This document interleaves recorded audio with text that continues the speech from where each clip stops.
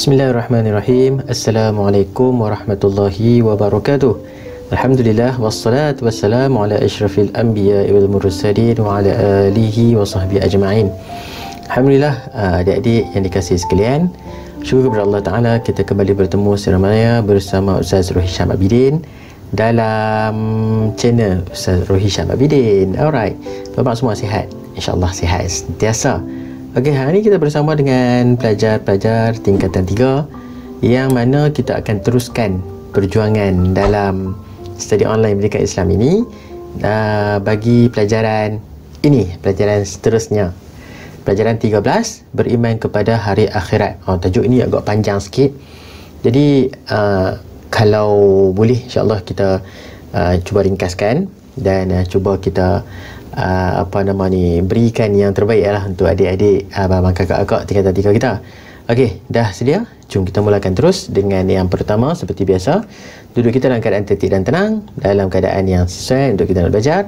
Mulakan dengan Al-Fatihah dan juga selawat kita kepada Nabi sallallahu alaihi wasallam. Al-Fatihah. Bismillahirrahmanirrahim. Alhamdulillahirabbil alamin, arrahmanirrahim, maliki yaumiddin, iyyaka na'budu wa iyyaka nasta'in, ihdinas siratal mustaqim, siratal ladzina an'amta 'alaihim ghairil maghdubi 'alaihim waladdallin. Allahumma salli ala Muhammad wa ala alihi wa sahbihi wa barik wa sallim. Allahumma salli ala Muhammad wa ala alihi wa sahbihi wa barik wa sallim. Allahumma salli ala Muhammad wa ala alihi wa sahbihi wa barik wa sallim. Okey, jom kita doa untuk penerang hati kita insya-Allah. Bismillahirrahmanirrahim. Allahumma iftah alaina hikmataka wa anshur alaina min khazaini rahmatika ya arhamar rahimin. Alhamdulillahirabbil alamin. Okey, pastikan semua peralatan ada dalam meja, atas meja atas meja ke atas katil ke, lah kan, ada yang duduk sedia atas katil. Buku teks kita, buku tulis, buku nota dan juga mungkin buku latihan bersama. Pen kertas dah siap. Kita ikhlaskan hati untuk belajar.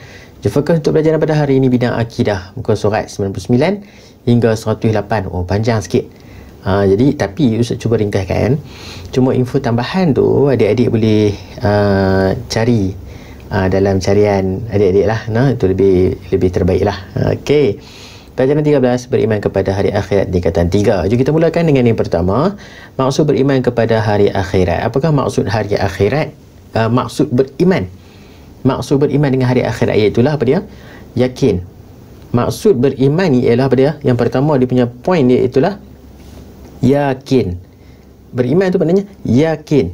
Yakin apa? Yakin kewujudan hari kehancuran. Maknanya akan ada hari kehancuran dan kita yakin berlakunya hari itu. Itu namanya beriman. Okey, hari akhirat ni apa dia? Hari kehancuran seluruh alam semesta dan kebangkitan semula yang kekal abadi untuk menerima pembalasan sama ada syurga atau neraka. Jadi berapa poin di sini? Terdapat. Yang pertama yakin. Tak ada yakin dia tak sempurna maksud beriman kepada hari akhirat tu. Okey, yakin pertama. Yang kedua, yakin kewujudan. Yang kedua, kewujudan hari kehancuran seluruh alam semesta. Yang kedua. Yang ketiga, kebangkitan semula yang kekal abadi. Yang keempat, untuk menerima pembalasan sama ada syurga atau neraka. Jadi berapa poin? 4 poin untuk maksud beriman kepada hari akhirat. Okey, dalil naqli kewajipan beriman kepada hari akhirat. Allah sebut dalam surah An-Nisa ayat 136 yang mana kita baca sama-sama boleh insya-Allah. A'udzubillahi minasyaitonirrajim. Ya ayyuhallazina aminu billahi wa rasulihi wal kitabil ladzi nazzala ala rasulihi والكتاب الذي نزل على رسوله والكتاب الذي أنزل من قبل ومن يكفر بالله وملائكته وكتبه ورسله واليوم الآخر فقد ضل ضلالا بعيدا. صدق الله العظيم. Yang mana maksud dia? Wahai orang beriman, berimanlah kamu kepada Allah dan Rasulnya, dan kepada kitab yang diturunkan kepada Rasulnya, serta kitab yang diturunkan sebelumnya. Siapa yang ingkar kepada Allah, para malaikatnya, kitab-kitabnya dan para Rasulnya, dan pada hari kemudian ni apa dia? Hari akhirat. Nah, hari yang kita bincang ni, hari akhirat ni, maka sesungguhnya dia telah sangat jauh tersesat. Okey, ini dalil kita wajib beriman kepada hari akhirat. Okey, peristiwa ilmu kita nak tengok kronologi peristiwa hari akhirat. Apa yang berlaku sebelum berlakunya hari akhirat tu. Yang pertama, amalan manusia yang melibatkan dosa dan pahala. Ni kita duduk atas dunia ni. Kita duduk atas dunia ni, kita akan ada dosa dan pahala. Kemudian kita akan melalui kematian, yang ni alam barzakh. Kita akan duduk di alam antara dunia dan juga alam akhirat. Nama dia alam barzakh. Okey.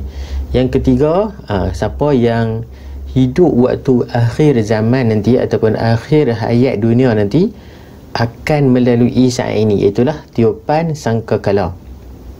Nanti kalau kita boleh cerita panjang berkenaan tiupan sangkakala ini, kita akan bincang bersama insya-Allah. Okey, kiamat, yang ni kiamat lah, tiupan sangkakala. Kemudian akan berlakunya kemusnahan alam dan juga kebangkitan semula. Ada ulama kata 2 kali. Malaikat apa yang tiupan sangkakala? Israfil pandai. Jadi tiupan pertama mematikan, memusnahkan, dan tiupan kedua membangkitkan. Tiupan kebangkitan. Okey, yang seterusnya semua makhluk akan menuju ke mahsyar, ke padang mahsyar yang kita sebut mahsyar itu, dan akan ada 4 proses, 4 perkara yang akan berlaku di padang mahsyar, iaitulah suratan amalan. Akan ditimbang segala amalan baik kita dan juga amalan buruk kita. Kemudian akan dihitung, kemudian timbang suratan amalan kita ada di dalam buku catatan amalan kita. Kemudian amalan kita akan dihisap, dihitung, dinilai di sisi Allah Ta'ala. Kemudian akan diletakkan di Al-Mizan. Al-Mizan ni apa dia? Neraca timbangan amalan. Sekejap kita bincangkan. Dan yang keempat, seluruh makhluk manusia ini, seluruh makhluk Allah Ta'ala akan melalui titian sirat. Titian sirat ni macam mana? Sekejap kita bincang juga. Kemudian daripada 4 perkara ini akan menujulah sama ada 2 destinasi akhir, iaitulah sama ada syurga atau neraka. Syurga bagi orang yang beruntung, orang yang melakukan amal soleh, manakala neraka adalah tempat yang sangat menakutkan, tempat yang sangat sangat tidak nak kita masuk ke dalamnya. Na'udzubillah, itulah neraka Allah Ta'ala. Okey, dari naqli, setiap sesuatu selain daripada Allah Ta'ala ialah makhluk. Jadi semua akan dihitung amalan. Makhluk namanya itu akan dihitung amalan. Setiap makhluk akan binasa, hanya Allah SWT yang kekal abadi. Nama lain bagi hari akhirat, ada nama lain bagi hari akhirat. Kita dengar hari akhirat kan. Sesungguhnya ada lagi nama lain bagi hari akhirat, iaitu yang pertama Yaumul Qiyamah. Allah sebut dalam surah Maryam ayat 95. A'udzubillahi minasyaitonirrajim. Wa kulluhum atihi yaumal qiyamati farda. Sadaqallahul azim. Dan mereka masing-masing akan datang menghadapnya pada hari kiamat dengan sendirian. Yang ni nama lain bagi hari akhir. Yang pertama apa dia? Yaumul Qiyamah. Yang kedua Yaumuddin, iaitulah hari pembalasan. Allah berfirman dalam surah Asy-Syu'ara ayat 82. Allah sebut apa? A'udzu billahi minasyaitonir rajim.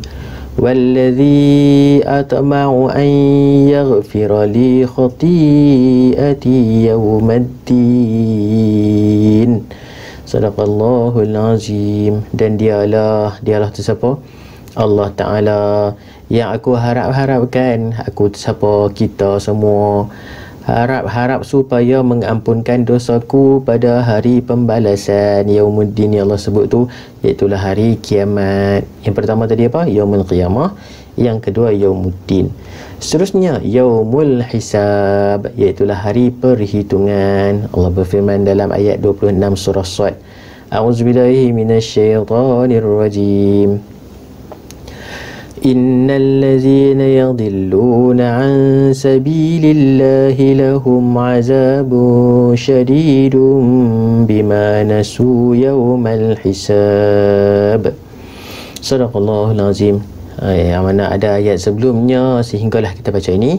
Sesungguhnya orang yang sesat daripada jalan Allah akan mendapat azab yang dahsyat kerana mereka melupakan hari perhitungan itu. Apa dia hari perhitungan itu? Yaumul Hisab. Jadi anak-anak, Yaumul Hisab juga adalah nama lain bagi hari akhirat.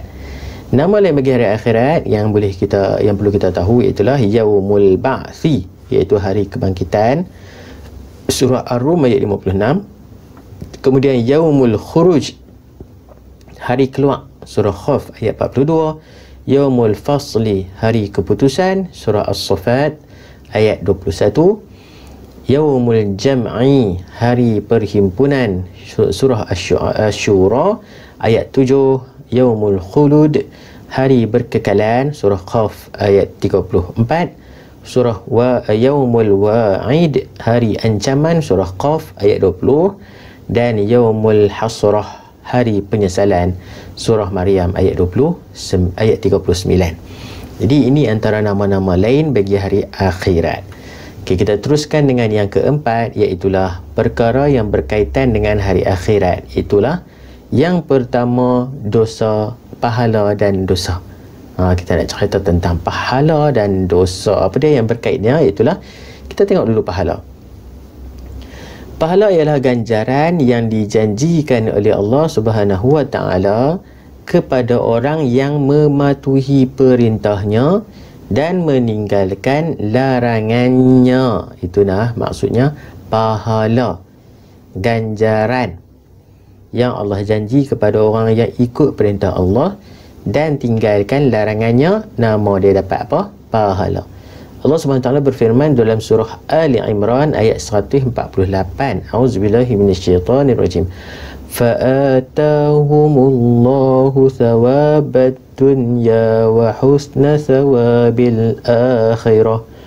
Wallahu yuhibbul muhsinin. Sadaqallahul azim. Maka Allah memberikan mereka pahala dunia dan pahala akhirat yang sebaik-baiknya. Dan Allah sentiasa mengasihi orang yang berbuat kebaikan. Itu cerita tentang orang yang buat amalan soleh dapat apa? Pahala. Seterusnya, lawan dia apa dia? Dosa. Dosa juga adalah perkara yang akan diberikan kepada makhluk Allah Ta'ala. Tapi beri pasal apa? Ni kita tengok dosa tu apa dia? Balasan buruk. Kalau pahala tadi apa dia? Ganjaran baik. Kalau dosa, balasan buruk yang dijanjikan oleh Allah SWT kepada orang yang melanggar larangannya. Siapa yang buat larangan Allah Ta'ala, maka akan dapat dosa. Orang yang tinggal larangan Allah, orang yang tinggal suruhan Allah pun dapat dosa. Allah SWT berfirman dalam surah Ali Imran ayat 11. Allah kata apa? A'udzubillahi minasyaitonirrajim. Kadabi ali fir'aun wallazina min qablihim kazzabu bi ayatina fa akhazahumullahu bi dzunubihim wallahu syadidul iqab. Sadaqallahul azim. Keadaan orang kafir itu, Allah cerita ni, orang yang kufur, orang yang tak mau ikut perintah Allah Ta'ala, orang yang duk buat larangan Allah Ta'ala ni sama seperti Fir'aun, kaum Fir'aun dan orang-orang yang terdahulu daripada mereka, yakni mereka ni buat apa? Mendustakan ayat-ayat keterangan kami, iaitu mendustakan ayat Quran. Lalu Allah menyeksa mereka disebabkan dosa-dosa mereka, dan Allah maha berat azab siksanya. Ni Allah cerita dalam surah apa? Ali Imran ayat 11. Boleh dapat. Kita teruskan dengan seterusnya, itulah Prisma ilmu. Anas bin Malik radhiyallahu anhu meriwayatkan bahawa Rasulullah SAW bersabda, apa dia? akbarul kabair. Oh, ni kita dah baca ni. Akbarul kabair asyirku billahi wa qatlun nafsi wa uququl walidaini wa qawluz zuri au qala wa syahadatuz zuri. Apa dia ni? Maksudnya riwayat Al-Bukhari. Dosa yang paling besar, first kali, tingkat paling tinggi dosanya ialah mensyirikkan Allah Ta'ala. Dan juga dosa paling besar membunuh diri. Dosa paling besar derhaka kepada ibu bapa. Dosa paling besar bercakap dusta atau penyaksian palsu. Itu dia. Itu antara dosa paling besar yang Nabi dah bagi tahu dekat kita. Jadi siapa yang buat perkara ni, syirik Allah, bunuh diri, derhaka ibu bapa, cakap dusta, cakap palsu, bersaksi palsu, ini telah pun melakukan dosa besar. Dia dapat nah? Okey, seterusnya perkara yang berkaitan dengan hari akhirat seterusnya, itulah yang kedua, kematian dan alam barzakh. Setiap manusia, setiap yang hidup, yang bernyawa, pasti akan menemui mati. Dan bila dah mati, akan menuju ke next alam. Next alam, itulah alam barzakh. Kematian, kita cerita dulu bab kematian, ialah perpisahan antara roh dengan jasad. Roh kita tak nampak, jasad badan kita lah. Jadi apabila matinya seseorang yang hidup itu, maka terpisahlah roh dia dan jasadnya. Allah berfirman dalam surah Ali Imran ayat 185, A'udzubillahi minasyaitonirrajim, kullu nafsin za'iqatul maut ila akhiril ayat. Sadaqallahul azim. Tiap-tiap yang bernyawa akan merasai mati. Setiap yang bernyawa, kita yang hidup ini, mau tak mau mesti akan mati satu masanya nanti. Baik, seterusnya alam barzakh pula. Tadi kita sebut tentang kematian. Alam barzakh pula apa dia? Alam pemisah antara dunia dan akhirat. Alam barzakh ni duduk tengah-tengah. Alam dunia, alam yang kita ada sekarang ni, dan alam akhirat yang kita tak pi lagi. Alam akhirat yang kita tak sampai masa lagi, belum lagi. Tapi sebelum kita pergi akhirat, kita akan melalui satu lagi alam. Kita akan melalui satu alam terlebih dahulu, namanya alam barzakh. Selepas berlaku kematian, roh manusia akan ditempatkan di alam barzakh. Allah berfirman dalam surah Al-Mu'minun ayat 100, A'udzubillahi minasyaitonirrajim, la'alli a'malu salihan fima tarak kalla innaha kalimatun huwa qailuha wa min waraihim barzakhun ila yaumi yub'atsun. Sadaqallahul azim. Supaya aku mengerjakan amal-amal yang soleh dalam perkara-perkara yang aku tinggalkan, tidak masa akan dapat. Ni ada orang nak minta waktu dia duduk depan Allah Ta'ala, dia pun nak minta nak balik buat amal-amal soleh. Boleh ke? Tak boleh dah. Masa akan dapat. Sungguhnya perkataan itu hanyalah perkataan yang dia sahaja yang mengatakannya. Sedang di hadapan mereka ada alam barzakh, yakni alam kubur, sehingga hari mereka dibangkitkan semula. Duduk dalam kubur, nak minta kepada Allah Ta'ala nak balik buat amal, boleh tak? Tak boleh dah. Nah, tunggu saja saat akan dibangkitkan semula, iaitulah menuju ke alam akhirat. Seterusnya prisma ilmu firman Allah SWT yang menjelaskan alam barzakh yang dihadapi oleh Fir'aun dan pengikutnya dalam surah Ghafir ayat 4. A'udzubillahi minasyaitonirrajim. An-naru yu'raduna 'alaiha 'uduwan wa 'ashiyya wa yawma taqumus sa'atu adkhilu ala fir'auna ashaddal 'azab. Sadaqallahul azim. Mereka didedahkan kepada bahang api neraka, yakni semasa dalam alam barzakh, pada pagi dan petang, Dan pada hari berlakunya kiamat, masukkanlah Fir'aun dan pengikut-pengikutnya ke dalam azab siksa api neraka yang keras. Itu Allah dah bagi amaran kepada pengikut-pengikut Fir'aun itu sendiri. Jadi siapa yang berperangai semua macam Fir'aun, perangai zalim, jahat, tak mau ikut perintah Allah Ta'ala, maka tu dia antara azab yang Allah dah cerita kepada kita. Itulah semasa dalam alam barzakh pun dah didedahkan dengan bahang api neraka, pagi, petang, siang, malam, sebelum berlakunya kiamat. Bila dah kiamat berlaku, mereka akan dilemparkan ke neraka yang keras. Baik, kita pergi ke keempat. Ini panjang sikit abang kakak. Boleh lagi lah? Boleh lagi, insyaAllah. Okey, kita teruskan dengan perkara yang berkaitan dengan hari kiamat yang ketiga. Itulah tanda kecil dan tanda besar kiamat. Yang ni dia panjang cerita, tapi mungkin Ustaz akan bacakan poin-poin dia saja. Jadi nak lebih lanjut, abang kakak boleh cari dan boleh rujuk kitab-kitab, boleh tanya ustaz-ustazah di sekolah. Boleh nah, insya-Allah. Tanda kecil kiamat yang pertama, kurang bilangan para ulama. Siapa dia para ulama ni? Orang-orang yang alim, orang yang bijak pandai dalam ilmu agama terutamanya. Kurangnya maksudnya apa? Allah dah matikan orang-orang yang alim, ulama ni daripada dunia. Bila dah kurang, tak bertambah. Kalau bertambah pun sikit, kurang tu banyak. Maknanya para ulama ni semakin nak dekat kiamat, semakin tak ada ayat macam tu. Nah, yang pertama. Yang kedua, kejahilan berleluasa. Bila Allah kurangkan para ulama, maknanya orang yang pandai ni dalam bidang agama ni dah makin tak ada, makin kurang, maka kejahilan berleluasa. Kejahilan ni apa dia? Kebodohan, ketidaktahuan. Orang yang tak apa nak pandai ni makin ramai.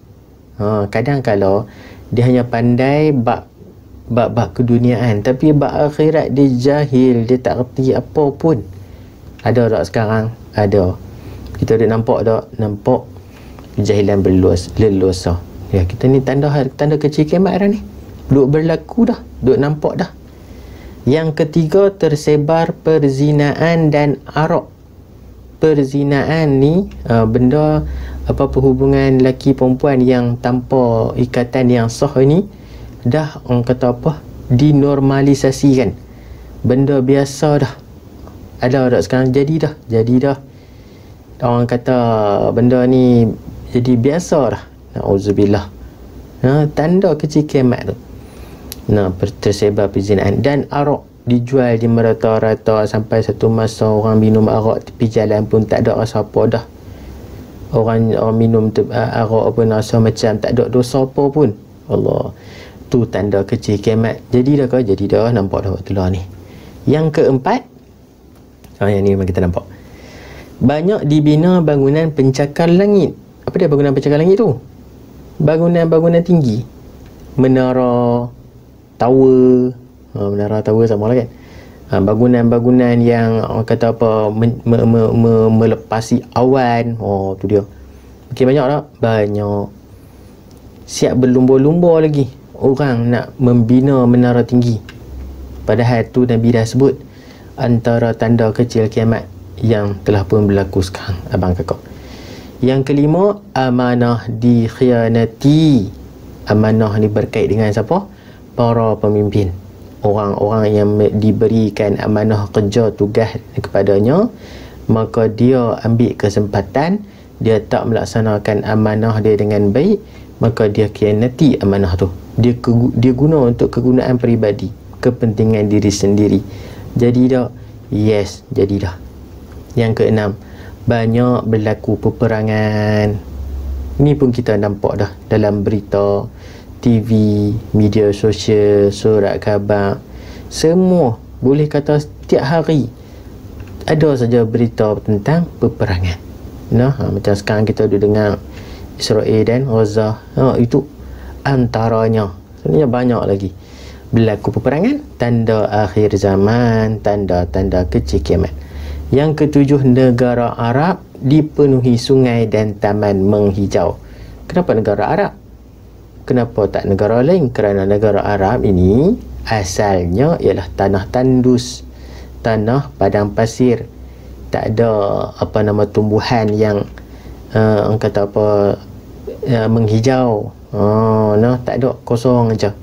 Tapi sekarang tanah negara Arab ni dah kaya, orangnya hebat-hebat, kaya raya, siap boleh buat bangunan tinggi-tinggi, buat taman-taman yang cantik kan, dipenuhi sungai-sungai. Sekarang ni jadi tak? Ya, semestinya jadi dah negara Arab.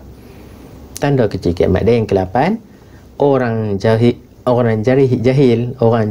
ni bila tadi Ustaz Fahad, orang yang bodoh, sebut tu orang yang tak tertipu dilantik menjadi pemimpin. Allah, orang yang tak tahu bab agama, orang yang tak tahu bab hukum hakam, dilantik menjadi ketua pula. Dia hanya pandai bercakap pompang, tapi bab hukum Allah Ta'ala dia ambil angan, dia buat tak tahu, maka dia namanya jahil tapi dilantik menjadi pemimpin. Tanda kecil kiamat. Boleh dapat 8 antara tanda kecil kiamat. Sebenarnya banyak lagi tanda kecil kiamat. Sebenarnya banyak tanda kecil kiamat. Ini antara yang kita boleh bincangkan. Okey, tanda besar kiamat pula. Apa maksud tanda besar ni?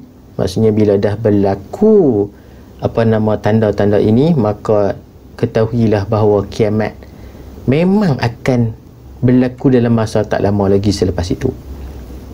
Kalau tanda kecil ni mungkin kata nak dekat dah.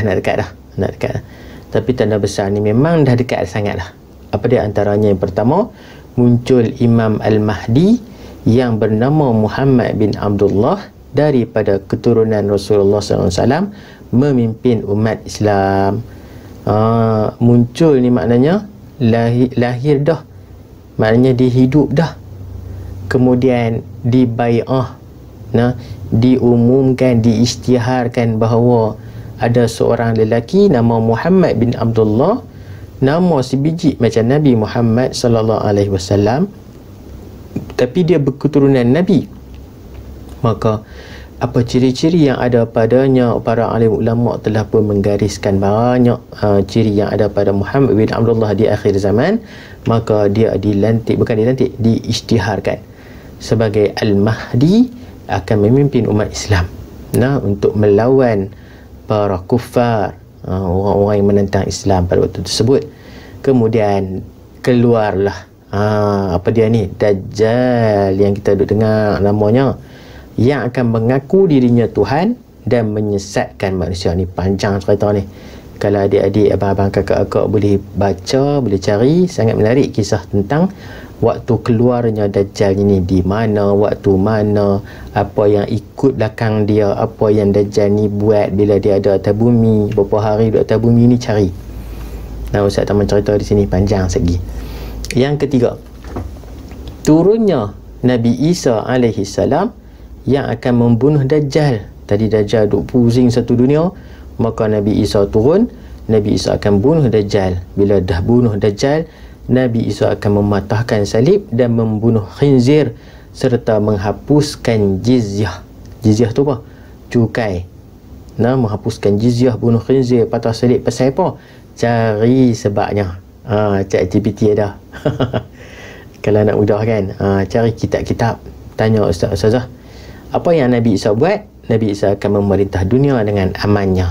Kemudian keempat, keluar Ya'juj dan Ma'juj yang melakukan kerosakan dan keganasan di bumi, sehinggalah mereka dibinasakan oleh Allah Subhanahu Wa Taala dengan wabak penyakit yang terkena pada tengkuk mereka.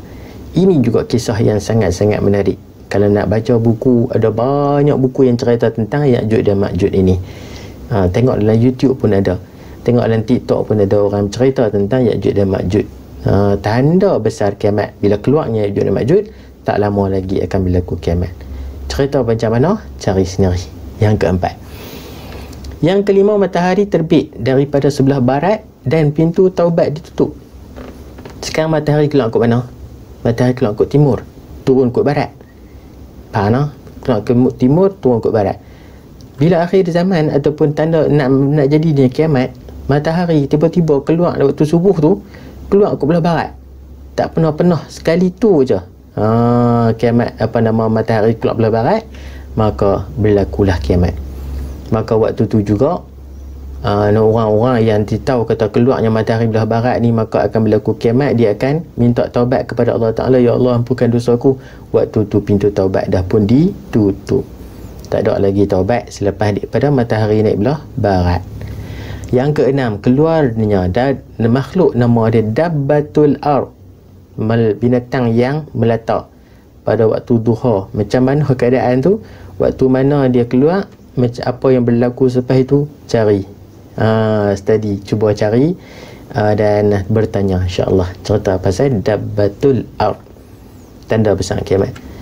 Keluarnya asap, banyak tanda besar kiamat dan perkara yang berlaku, kejadian yang berlaku sebelum kiamat besar ini. Itulah keluar asap, nama dia Ad-Dukhan.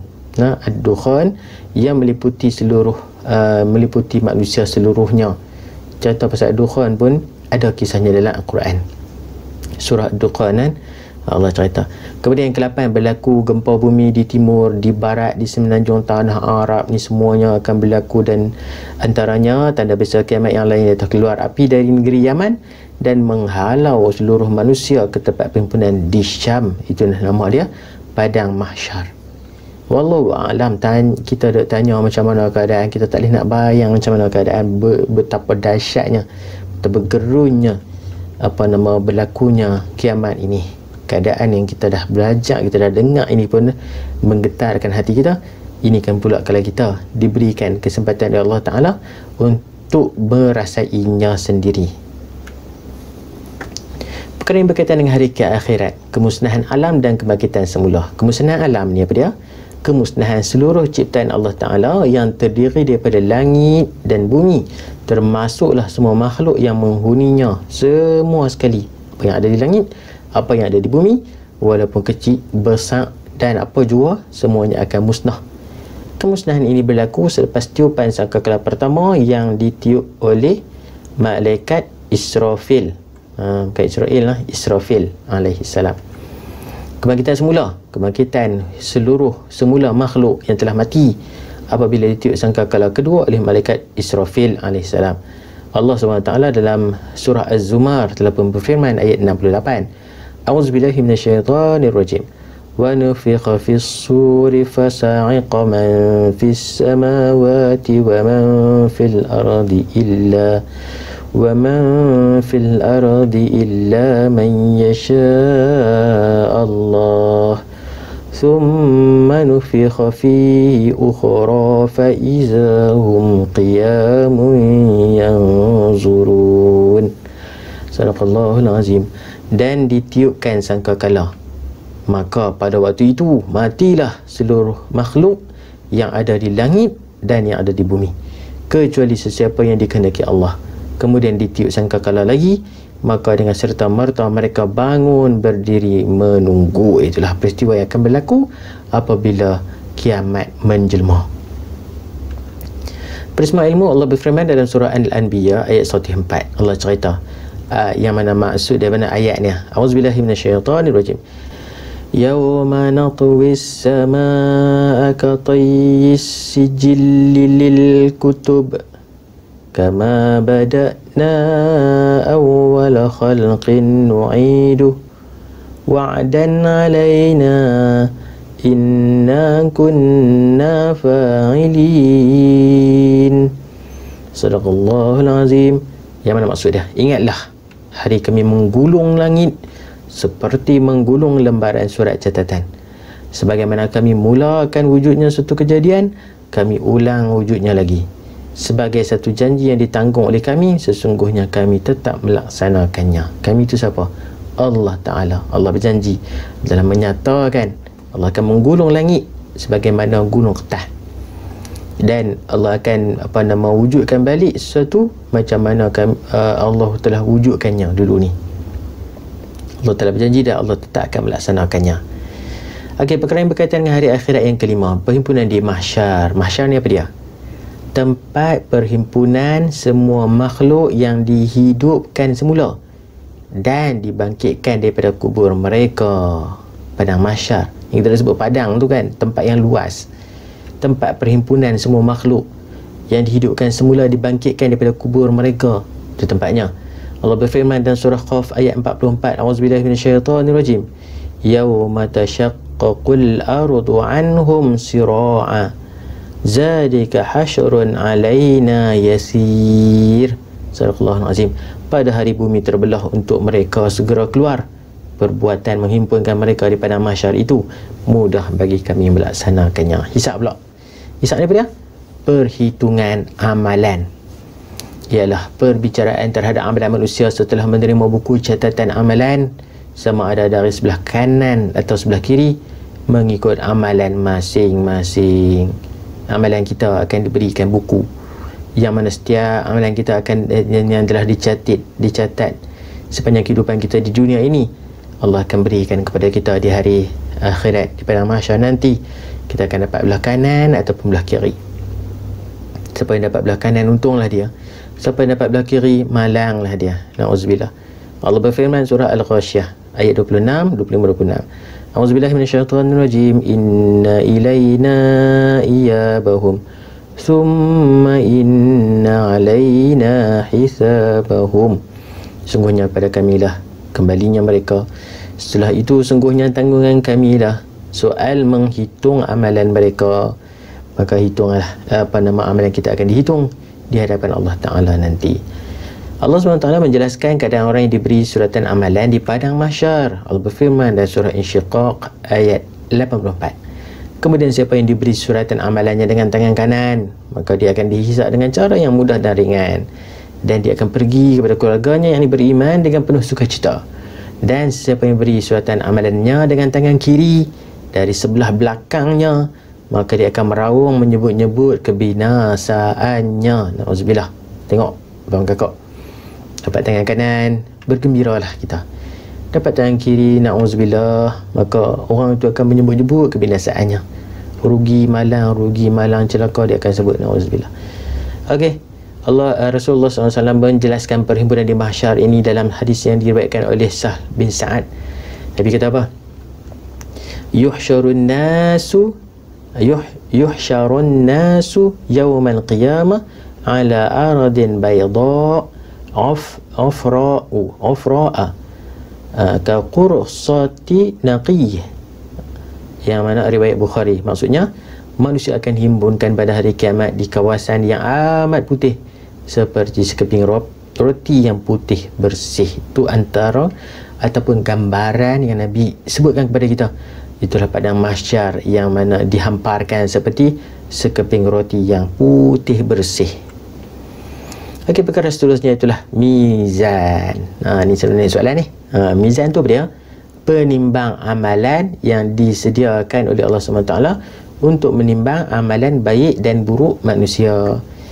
Maknanya buku kita, buku catatan amalan kita sebelum diserahkan kepada kita akan ditimbang di atas mizan ini. Ataupun maknanya dia akan dihitung amalan kita, diletak di atas penimbang macam dacing kan, dacing tu belah mana berat. Kalau berat belah amalan baik, maka gembiralah orang itu. Kalau sebaliknya berat belah kiri, berat belah amalan buruk Allah, maka dia akan berduka cita. Allah SWT berfirman dalam surah Al-Qari'ah ayat 6 hingga 9. A'udzubillahi minasyaitonirrajim. Fa amma man saqulat mawazinuhu fahuwa fi 'ishatir radiyah wa amma man khaffat mawazinuhu fa ummuhu hawiyah. Adapun orang yang berat timbangan amal baiknya, maka dia berada dalam kehidupan yang senang lenang. Sebaliknya, orang yang ringan timbangan amal baiknya, maka tempat kembalinya ialah neraka hawiyah. Orang yang duduk dalam neraka hawiyah ialah orang yang ringan amalan baiknya. Orang yang berat timbangan buruknya duduk dalam neraka hawiyah. Jadi orang yang berat timbangan amalan baik, maka dia tempatnya mana? Syurga Allah Ta'ala. Okey, kita teruskan dengan yang ke-8, iaitulah titian sirat. Titian sirat ni apa dia? Itulah titian yang merentang di atas neraka antara mahsyar menuju syurga. Maknanya apa dia? Syurga duduk di sini, kita duduk di sebelah, bawah tu ada neraka, dan di atas tu titian sirat. yang mana orang yang berjaya melalui titian sirat akan mudah dan juga dapat menuju ke syurga Allah Ta'ala. Tapi orang yang amalan dia tak cukup, amalan dia kurang dan kejahatan dia lebih mengatasi kebaikan, maka Allah tempatkan dia di neraka, dalam neraka.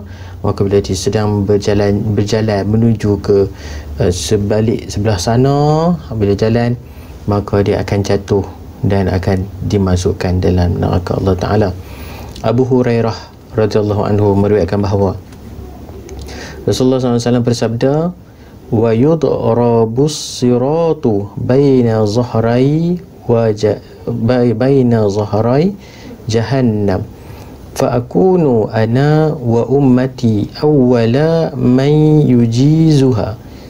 Riwayat Bukhari. Dan dirintangkan sirat di atas dua belah tebing neraka Jahannam, maka aku orang pertama bersama dengan umatku menyeberanginya. Ni Nabi cerita keadaan di titian sirat yang mana Nabi adalah orang yang pertama bersama dengan umat Nabi SAW akan berjalan menyeberangi titian sirat. Seterusnya, perisma ilmu Abu Sa'id meriwayatkan bahawa Rasulullah SAW bersabda, Nabi sebut apa? Innal jisra adaku min sya'rati wa ahaddu min saifi minas saifi. Riwayat Muslim, yang mana sungguhnya titian itu lebih halus, lebih kecil daripada rambut dan lebih tajam daripada mata pedang. Ya Allah, macam mana kita nak bayang no?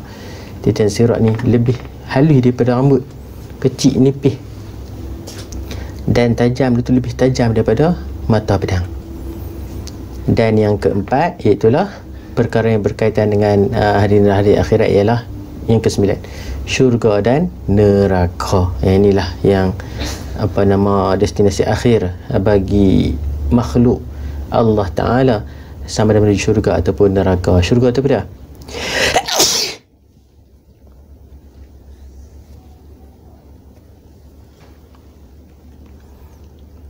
Syurga ialah tempat yang penuh dengan nikmat yang disediakan untuk golongan yang beriman dan beramal soleh. Semestinya tempat yang kita impi-impikan, iaitulah tempat yang baik, tempat yang indah, tempat yang sungguh-sungguh mendamaikan dan menenangkan kita. Itu syurga Allah Ta'ala. Disediakan untuk siapa? Golongan yang beriman dan beramal soleh. Allah SWT berfirman tentang balasan syurga dalam surah Al-Baqarah ayat 82. A'udzubillahi minasyaitanirrajim. Wallazina amanu wa 'amilus solihati ulaika ashabul jannah hum fiha khalidun. Sadaqallahul azim. Dan orang yang beriman serta beramal soleh, mereka lah ahli syurga, mereka kekal di dalamnya. Dan tempat yang sangat menakutkan, sangat menggerunkan kita, itulah di neraka Allah Ta'ala. Tempat dalam neraka ni siapa yang duduk? Yang dipenuhi dengan azab yang disediakan untuk golongan kafir dan orang yang melanggar perintah Allah Subhanahu Wa Ta'ala. Tempat orang jahat ayatnya, tempat orang tak baik, tempat orang yang melanggar perintah Allah Ta'ala. Dan paling tempat yang semestinya orang akan duduk itulah golongan kafir. Allah Subhanahu Wa Taala berfirman tentang azab neraka dalam surah Al-Baqarah ayat 39, yang mana kita bacakan bersama-sama. A'udzubillahi minasyaitanirrajim. Wallazina kafaru wa kazzabu biayatina ulaika ashabun nar hum fiha khalidun. Sadaqallahul azim. Dan orang kafir dan orang yang mendustakan ayat-ayat keterangan kami, mereka itu ialah ahli neraka, mereka kekal di dalamnya. Orang kafir, orang yang mendustakan ayat Quran, orang tak mengikut perintah Allah Ta'ala, maka mereka itu adalah ahli neraka, duduk dalam neraka sampai bila-bila. Bersama ilmu, kita tengok sikit nama syurga dan nama neraka. Nama syurga ada 10, nama neraka ada 10. Antaranya nama syurga Jannatul Firdaus, Jannatul Ma'wa, Jannatul Na'im, Jannatul Adnin, Darussalam, Darul Quldi, Darul Muqamah, Darul Muttaqin, Darul Qarar, maqamun amin. Nama neraka apa? Jahannam. Neraka al-laza, al-hutamah, as-sa'ir, as-saqar, al-jahim, al-hawiyah, darus samum, sijjin dan an-nar. Itu antara nama-nama neraka. Dan sebelum tadi kita sebut dah nama syurga. Okey, kesan beriman kepada hari akhirat. Bila kita percaya, kita beriman kepada hari akhirat, kita akan merasai kesannya itulah kepada akidah, kepada ibadah dan akhlak Islamiah. Orang yang beriman kepada hari akhirat ini, di sudut akidah dia meninggalkan maksiat dengan yakin, kerana yakin bahawa segala amalan yang dibentangkan dan dihisap pada hari akhirat. Dia tahu setiap amalan yang Allah catat, malaikat catat amalan kita, catat amalan kita, baik buruk kita, semuanya akan dibentangkan, dihisap di hari akhirat. Maka dia tak akan, dan dia meninggalkan maksiat, dia tak akan buat perkara yang Allah larang.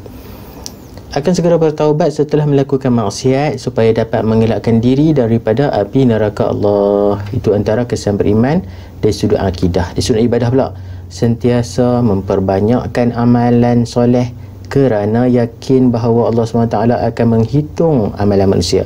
Dan yang kedua, mematuhi syariat Islam dalam semua bidang supaya dapat masuk ke dalam syurga Allah Subhanahu wa taala. Sudut ibadah, buat ibadah yang mana telah pun diperintahkan oleh Allah Subhanahu wa taala, solat, puasa, zakat, haji dan sebagainya. Maka kita akan mudah dan senang masuk ke dalam syurga Allah Subhanahu wa taala. Di sudut akhlak Islamiah pula, bersungguh-sungguh untuk melakukan kebaikan supaya apa? Supaya mudah melalui titian sirat.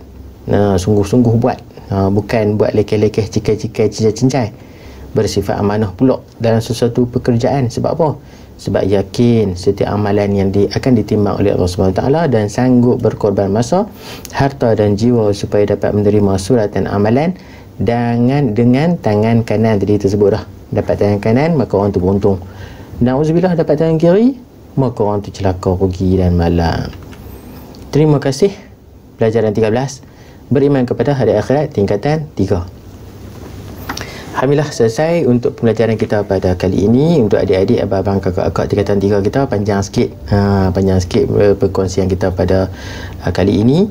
Dan begitu saya harapkan agar segalanya dapat diamalkan dalam kehidupan kita. Untuk tajuk beriman kepada hari akhirat, antara rukun iman yang perlu kita imani. Baik, kita jumpa lagi dalam pertemuan selanjutnya. Wallahu ta'ala alam. Selamat menuntut ilmu dan semoga terus maju dalam apa jua bidang yang adik-adik ceburi. Kita jumpa lagi semua. Wallahu ta'ala alam. Aku qouli hadza wa astaghfirullahal azim li wa lakum. Assalamualaikum warahmatullahi wabarakatuh. Jumpa lagi semua. Bye bye.